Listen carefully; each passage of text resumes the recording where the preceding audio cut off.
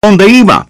Por la fe habitó como extranjero en la tierra prometida, como en tierra ajena, morando en tiendas con Isaac y Jacob, coherederos de la misma promesa.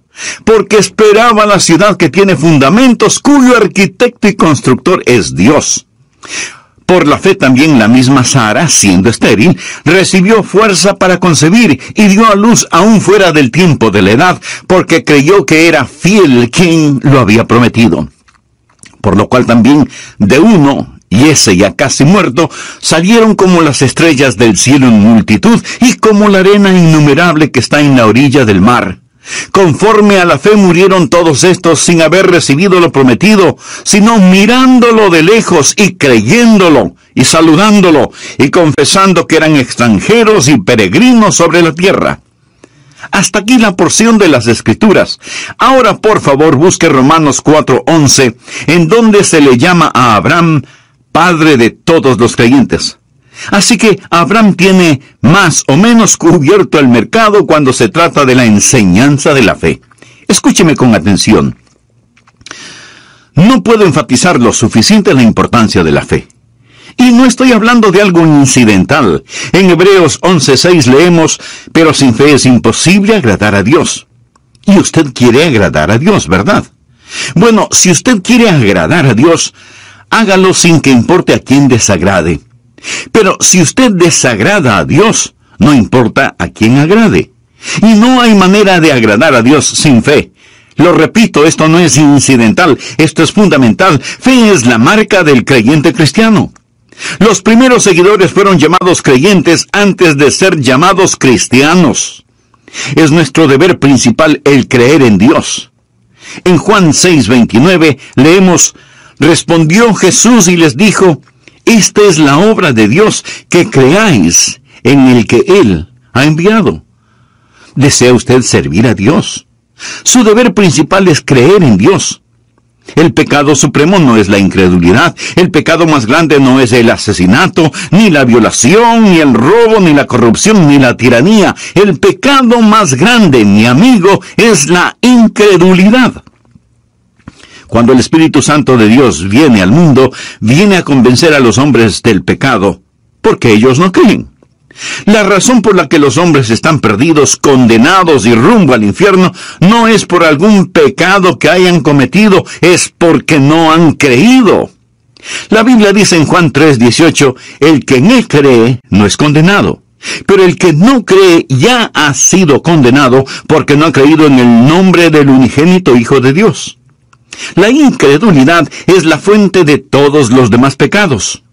Adán y Eva pecaron en el jardín del Edén porque no creyeron a Dios. La vida cristiana debe ser vivida por fe.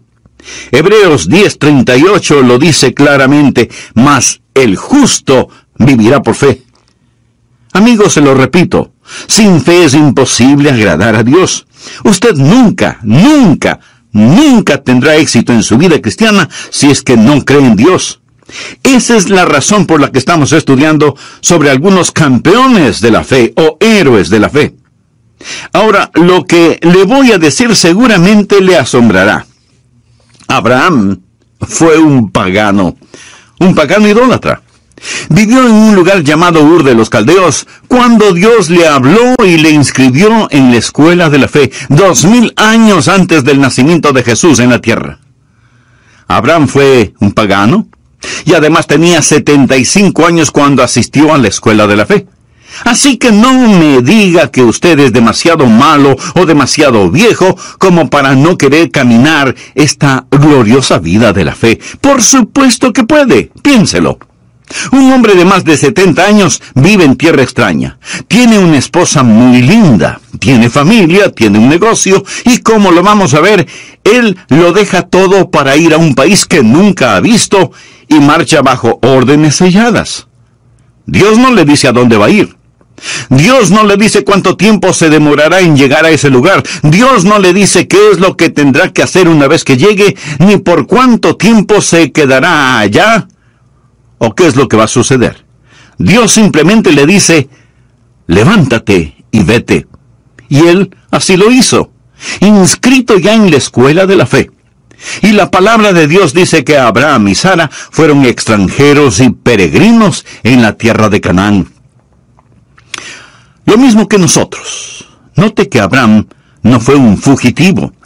No estaba huyendo de su hogar, no era un vagabundo, no estaba buscando una casa, era un extranjero lejos de su hogar y era un peregrino yendo hacia su hogar.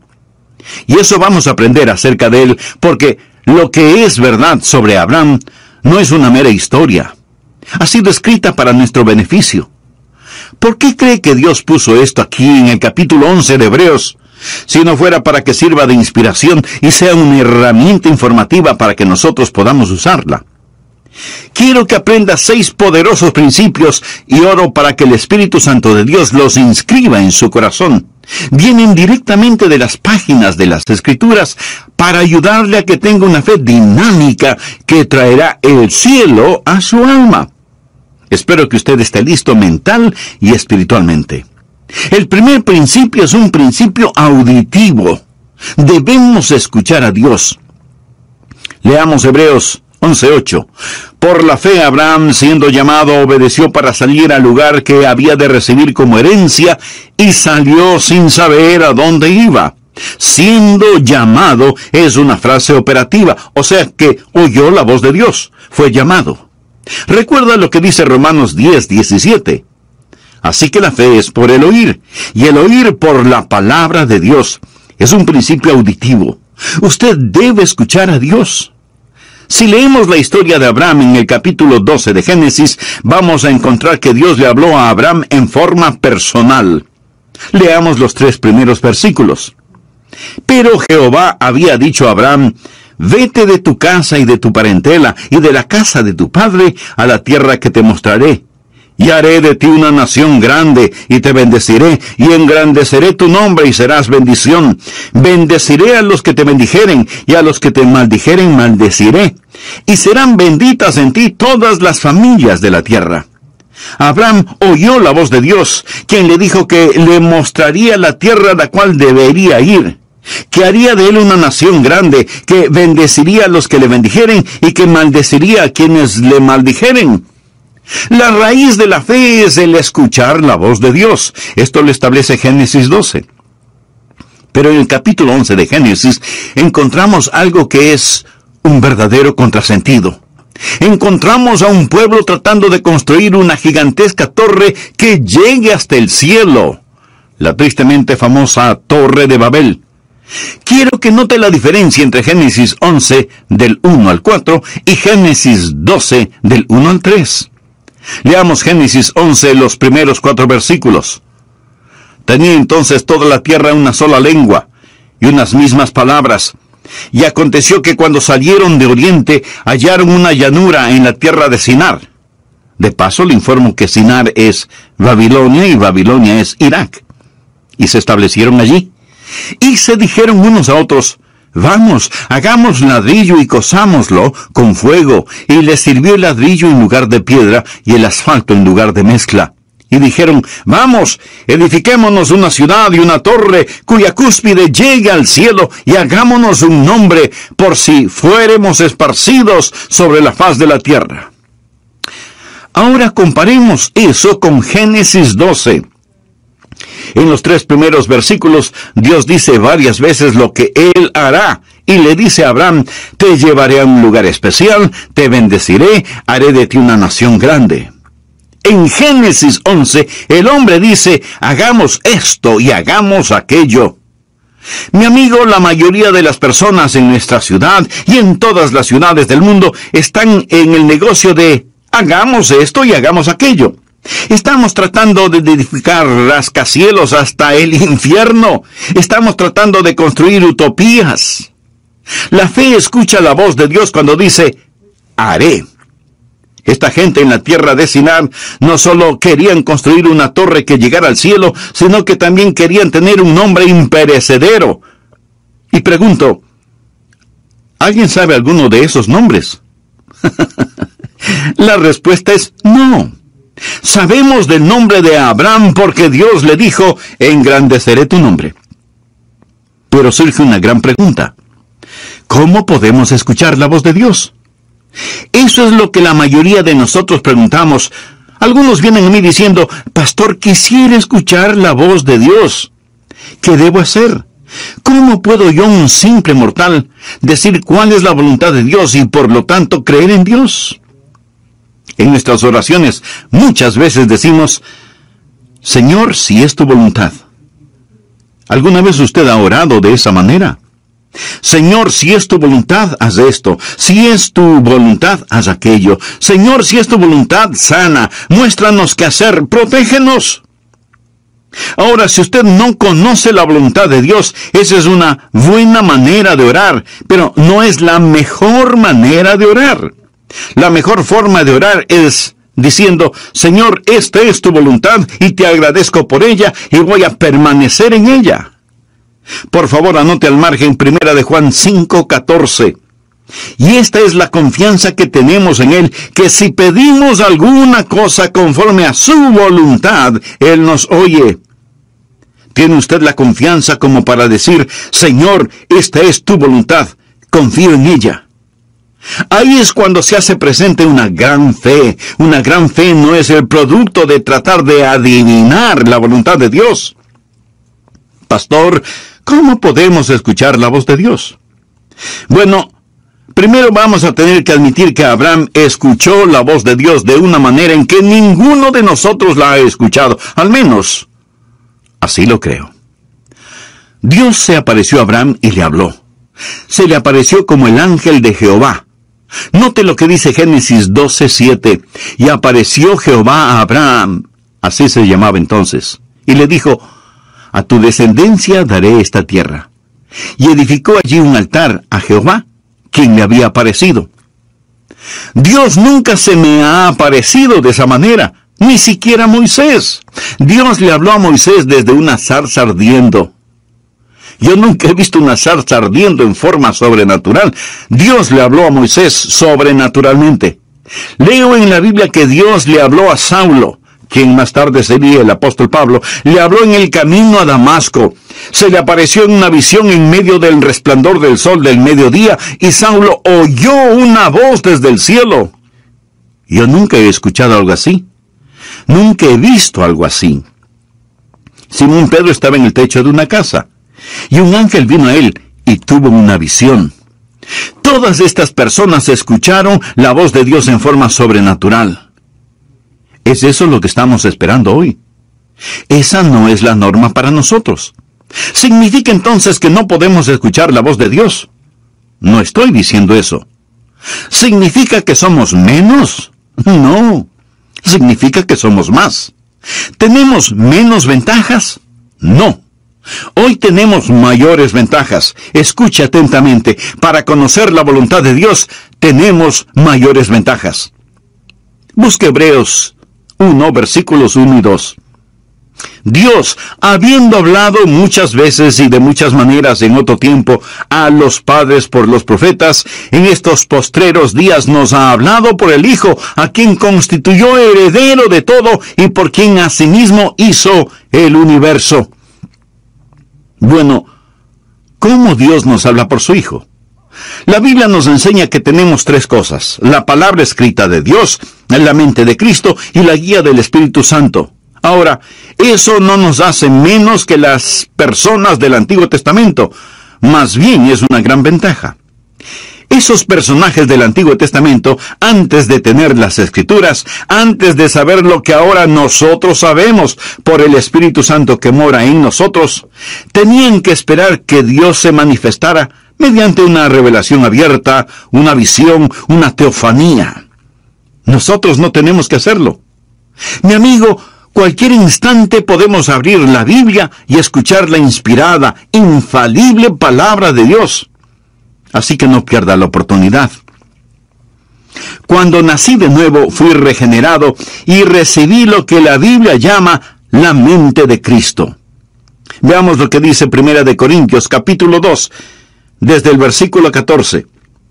Pero el hombre natural, esto es, el no salvado, no percibe las cosas que son del Espíritu de Dios, porque para él son locura, y no las puede entender, porque se han de discernir espiritualmente. En cambio, el espiritual juzga todas las cosas. O sea que evalúa las cosas para tomar una decisión apropiada. Pero él no es juzgado de nadie, porque ¿quién ha conocido la mente del Señor? ¿Quién le instruirá? Ahora ponga atención a la siguiente frase. Mas nosotros tenemos la mente de Cristo. Y no lo tome esto a la ligera.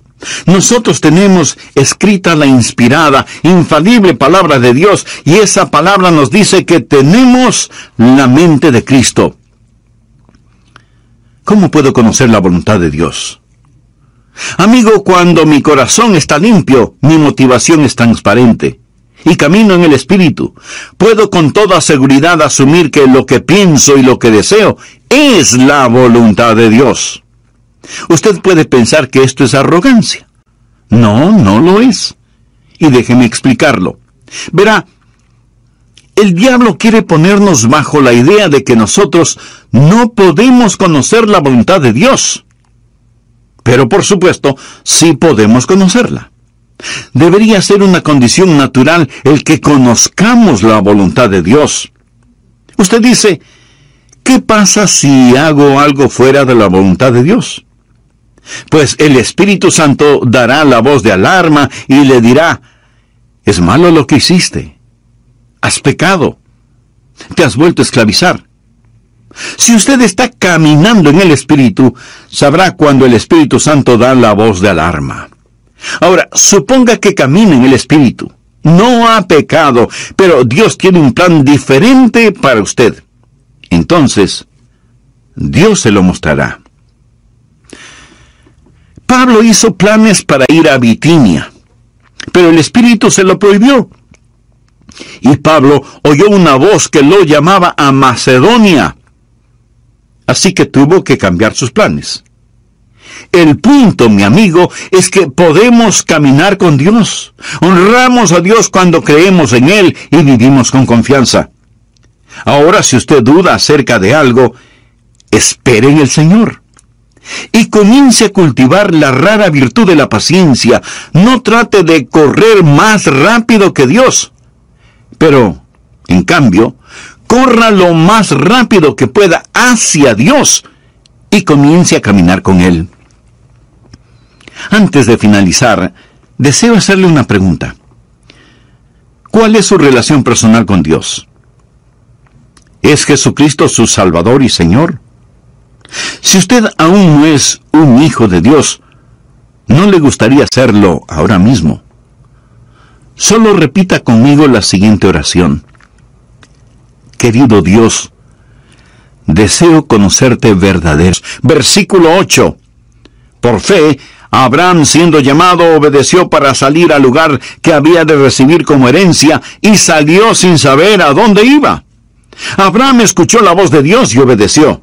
No sabía a dónde iba a terminar, pero eso no era de su incumbencia. Nuestra responsabilidad no es el entender totalmente, sino el obedecer rápidamente. Recuerde que Abraham estaba dejando todo lo que conocía y todo lo que amaba y se iba a otro lugar en absoluta obediencia. Cuando Dios le hable, mi amigo, usted tiene que estar listo a obedecer, ya sea que esa orden tenga o no tenga sentido para usted.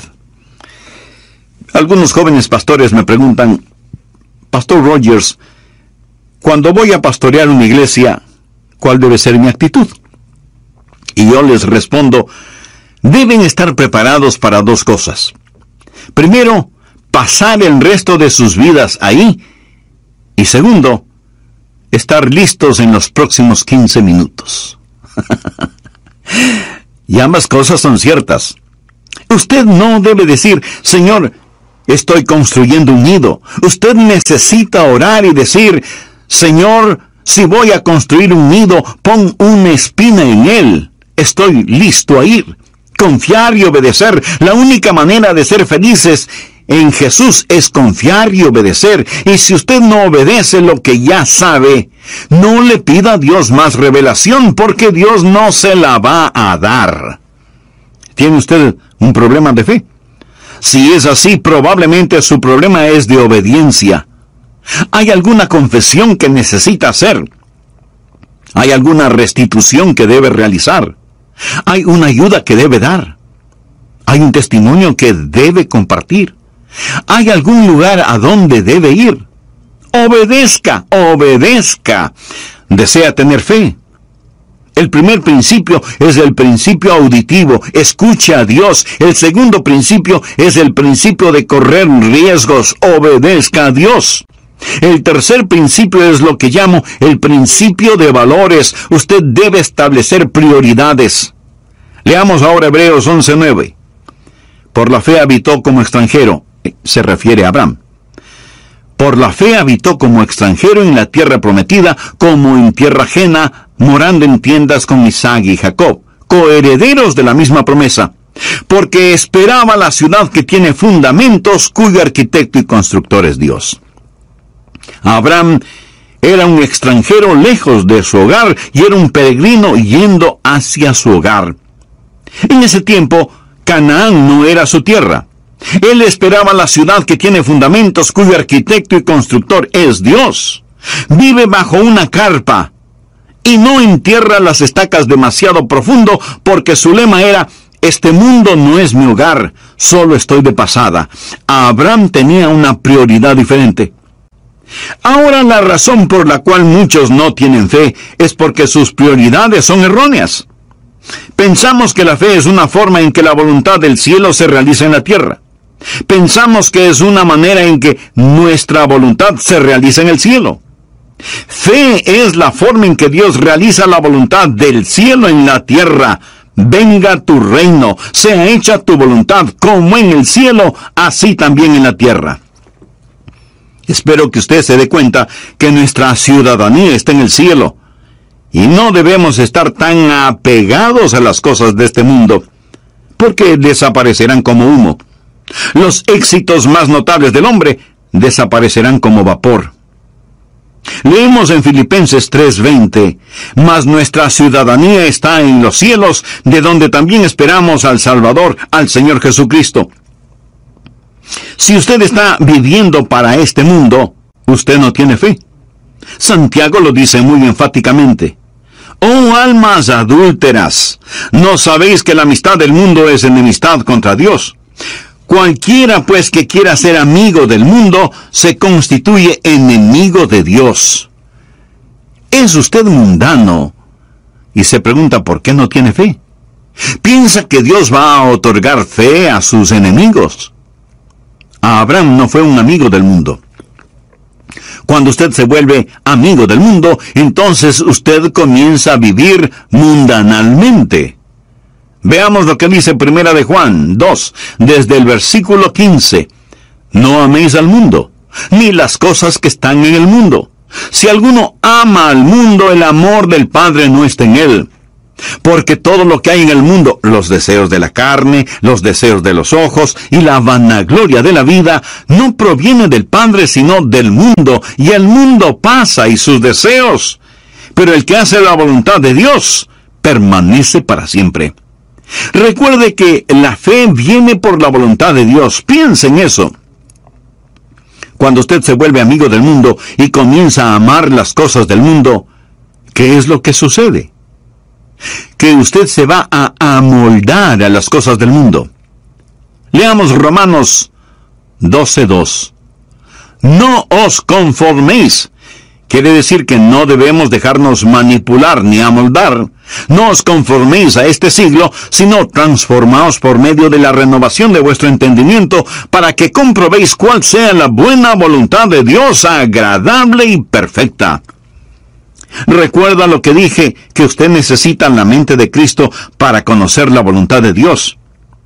Pero si este mundo le está apretando, amoldando por medio de la televisión, la música, las modas, las finanzas, etc., y usted se lo permite, no es de extrañarse que usted no tenga la mente de Cristo, ni entienda la voluntad de Dios para su vida. Y todo comienza con la amistad con el mundo, que se transforma en amor por las cosas del mundo, luego en identificación con las cosas del mundo, para terminar siendo condenado con el mundo. Primera de Corintios 11:32 dice: mas siendo juzgados, somos castigados por el Señor, para que no seamos condenados con el mundo. Hay buenas ilustraciones sobre esto. Abraham tenía con él un sobrino llamado Lot, quien seguía a Abraham. La Biblia nos dice que Abraham vivía en una carpa, y que Lot armó la suya, pero con la vista hacia Sodoma, moviéndose hacia el mundo. Su esposa llegó a ser parte de la clase social alta en Sodoma, y sus hijas seguramente fueron cachiporreras en el colegio de Sodoma. Lot se volvió un hombre de negocios, y seguramente llegó a ser un importante concejal de la ciudad de Sodoma. Pero cuando el juicio de Dios cayó sobre Sodoma, Lot lo perdió absolutamente todo. En la actualidad se oye mucho acerca de la separación de la iglesia y el Estado. ¿Sabe que el mensaje que necesita ser predicado hoy más que nunca es la separación de la iglesia y el mundo? La palabra de Dios es enfática en señalar que los hijos de Dios estamos en el mundo, pero no somos del mundo. Cuando miro a los creyentes promedio hoy en día, con tristeza tengo que admitir que se parecen, se visten, hablan, fuman, beben, ven las mismas películas, van a los mismos espectáculos, escuchan la misma música que los inconversos. O sea, siguen amando las cosas del mundo. Mi amigo, los hijos de Dios debemos ser diferentes. Si a usted lo llevaran preso por ser un creyente, tendrían suficientes evidencias como para condenarlo. Debemos ser diferentes. Quisiera hacerle unas preguntas muy personales. ¿Cuáles son sus metas? Tal vez quiere tener suficiente dinero para su retiro, comprar una bonita casa y poder gozar de una vida tranquila y sin preocupaciones emocionales o financieras. ¿Cuál es la meta que tiene para sus hijos? ¿Desea que ellos sean famosos y alcancen notable éxito en la vida? ¿Cuál es su meta en lo concerniente a su relación espiritual con Dios? ¿Se preocupa de que sus hijos desarrollen un carácter genuinamente cristiano debido al ejemplo que ven en usted?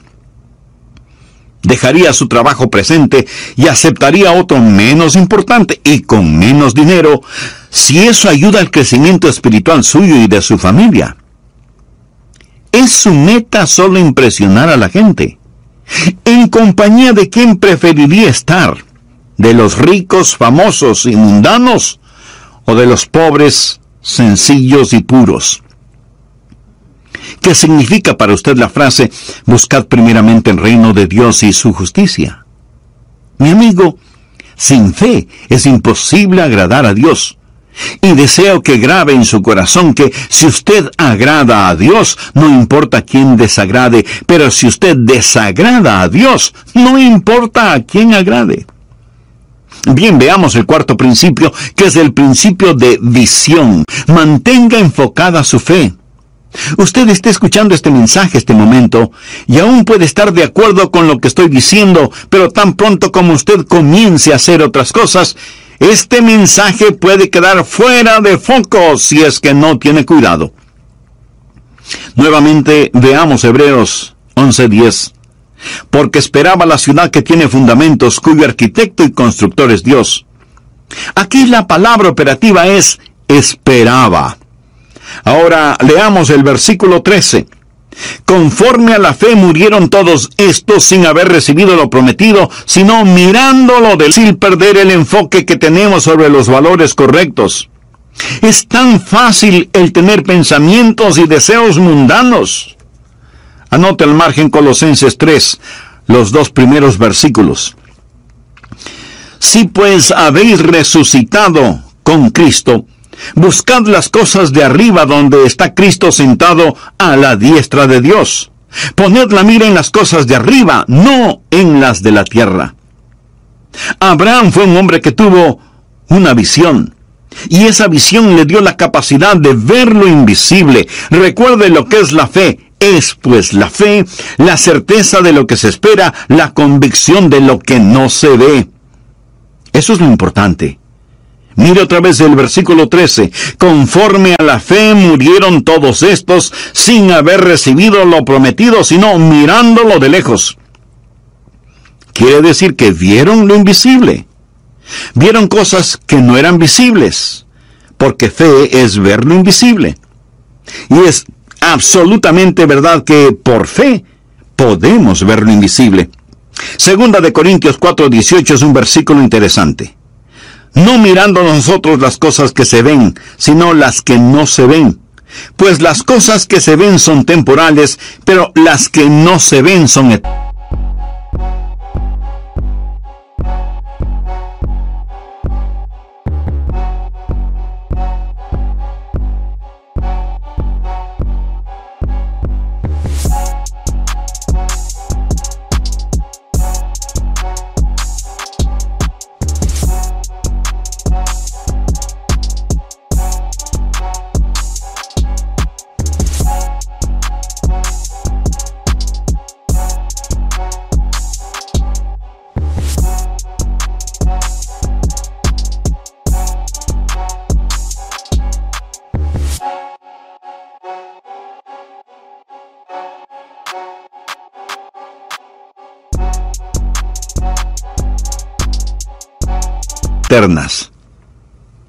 ¿Es esto una contradicción? Pablo dice que no estamos mirando lo que podemos ver, sino que miramos lo que no se puede ver. La fe ve lo invisible, conoce lo desconocido y hace posible lo imposible. Es una visión que está enfocada, y usted debe mantener su fe en estas cosas. Un hombre fue al consultorio de un psiquiatra. La enfermera fue donde el doctor y le dijo: doctor, aquí está un hombre que dice que necesita verle, pero creo que está loco, porque piensa que es invisible. Y el doctor le dice a la enfermera: entonces, dígale que no le puedo ver. Mi amigo, hay un mundo invisible. Hay un mundo que es mucho más real que este mundo, y todos estos héroes de la fe fueron personas que pudieron ver lo invisible. Nosotros vivimos una vida en donde todo lo que vemos está frente a nuestros ojos. La familia, la casa, el carro, el trabajo, la oficina, etc. No vemos la necesidad de visión. Nunca miramos hacia el cielo. No queremos ver más allá de nuestras narices.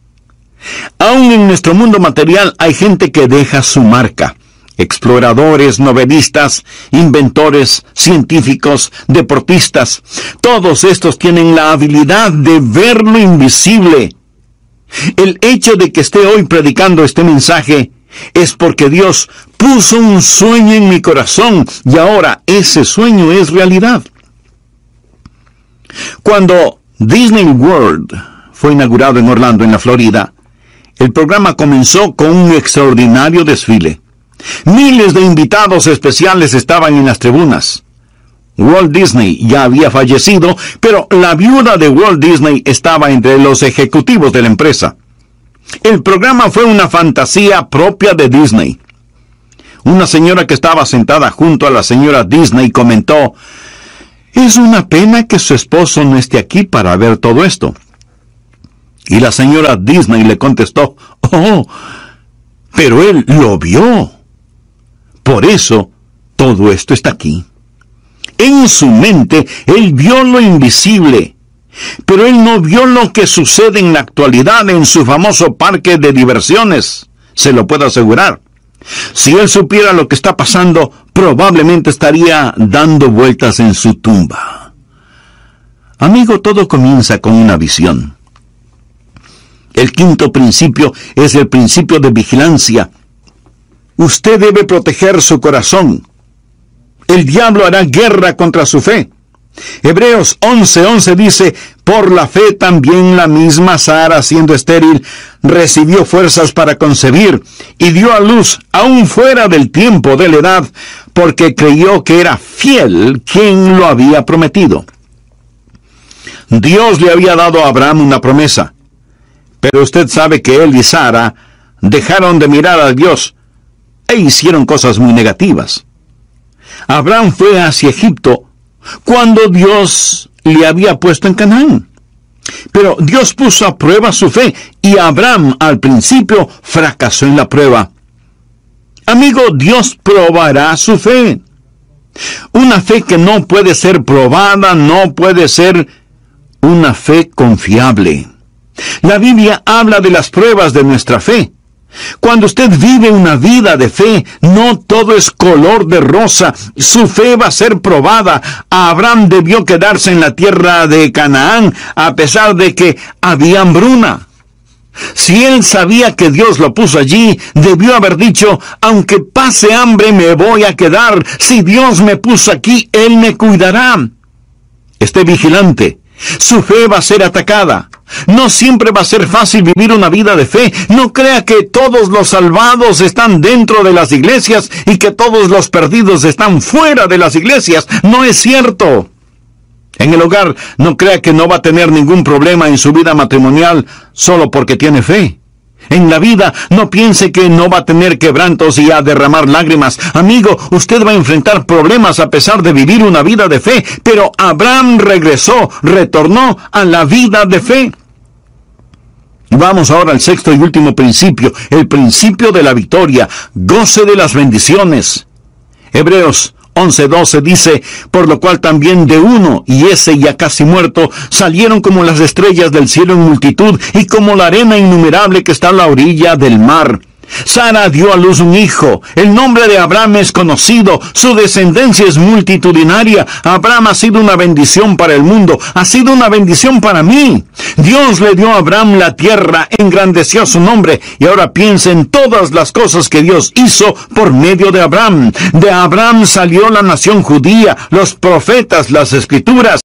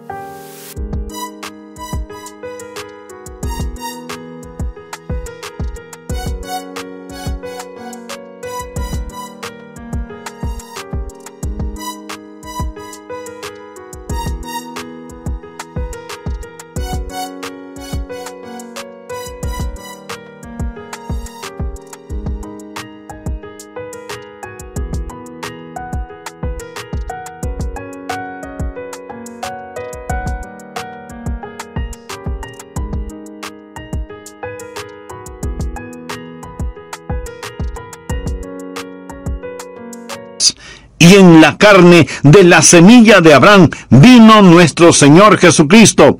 Y todo eso vino por fe. Amigo, Dios quiere salvarle. Y la vida de fe comienza con un paso de fe. Y ese paso de fe es recibir a Jesucristo como Señor y Salvador. ¿Quisiera usted dar ese paso de fe ahora mismo? Entonces le invito a repetir conmigo la siguiente oración. Querido Dios, te pido que me ayudes a dar este paso de fe para recibir a Jesucristo en mi corazón. Quiero ser perdonado